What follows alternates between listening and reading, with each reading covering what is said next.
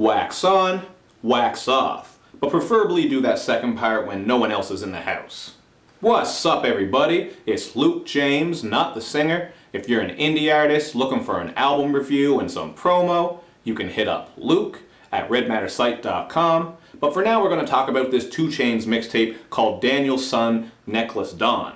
Now obviously where this is just a short 2 Chainz tape, you're not going into this one expecting heavy content and high quality lyricism, but you are going to hear some funny lines here and there, and Chainz does have a nice flow once in a while when he really wants to, including on the song Get Out the Bed, which overall is just a generic hustlin' anthem, but I like that flow he uses on the first verse, especially on the second half, because he's just showing you that he does have a little bit of technical skill and isn't all out trash, although for the most part his flows throughout this mixtape aren't going to be anything groundbreaking. You're just going to pick up on a couple of flows that are alright. And I think it's a production that is really going to steal the show here for most people. On the song Ghetto, we get this really unique sound that's kind of hard to describe, has a little bit of a metallic vibe to it, but I probably could have done without all that glass shattering throughout the beat. That was just kind of distracting, man. I thought Stone Cold was going to run in and start opening some cans of whoop ass, but thankfully that didn't happen. And this song just has 2 Chainz spitting about how he came up from the ghetto, man. He had to steal cable, heat the house with the oven, just all those sorts of things. So there is a little bit of content on that track. He doesn't go too deep, but he is telling you a little bit of his story.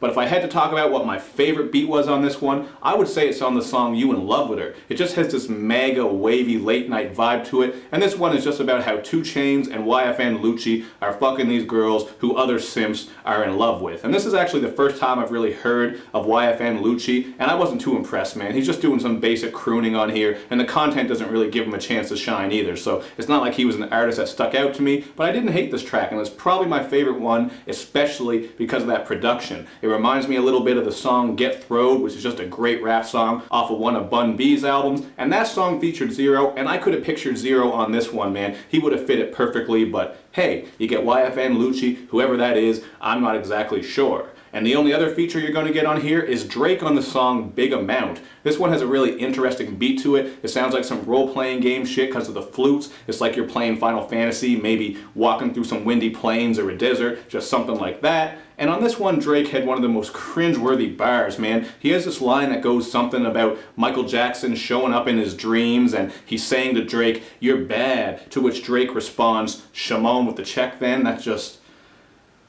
that was just brutal. And as for 2 Chainz, he's just boasting proudly about how he made it out of the ghetto and letting girls know that if you're gonna send him something to make him happy, send him some damn pussy, man. Don't just send him some pictures, because pictures can only do so much. He'd rather be smashing that ass. So you're just getting the typical sort of content here from 2 Chainz throughout this tape. Some sexual stuff, some hustling stuff, some drug dealing stuff, repping the A. You know what you're gonna get from 2 Chainz. He's not the deepest, most creative, and over-the-top artist. So that said, there's not really a whole lot here that I can break down beyond what I've already said. I think the beats here, again, are going to steal the show, but even these beats aren't that great to me. There's way better bangers that you can find out there. That Underachievers mixtape that I always bring up, their most recent one, even Gucci's last album that just came out has crazy bangers. Jaron Benton's project, Denzel Curry with Imperial, there's just way better beats out there than this shit. So if anyone is trying to sell this to you as, man, the beats are bangers, there's better bangers out there, but I give this one a 2.5 out of 5, man. It is what it is. It's just an average 2 Chainz tape. It's about half an hour, doesn't really bring too much content, some decent beats, some alright flows,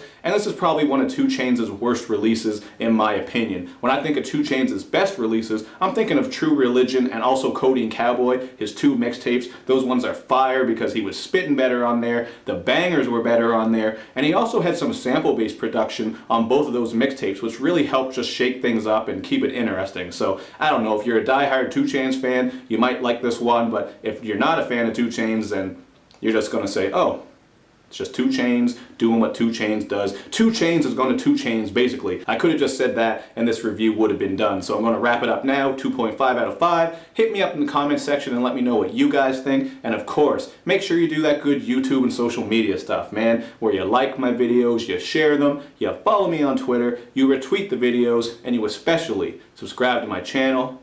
Thank you for watching, everybody. I will see you next time.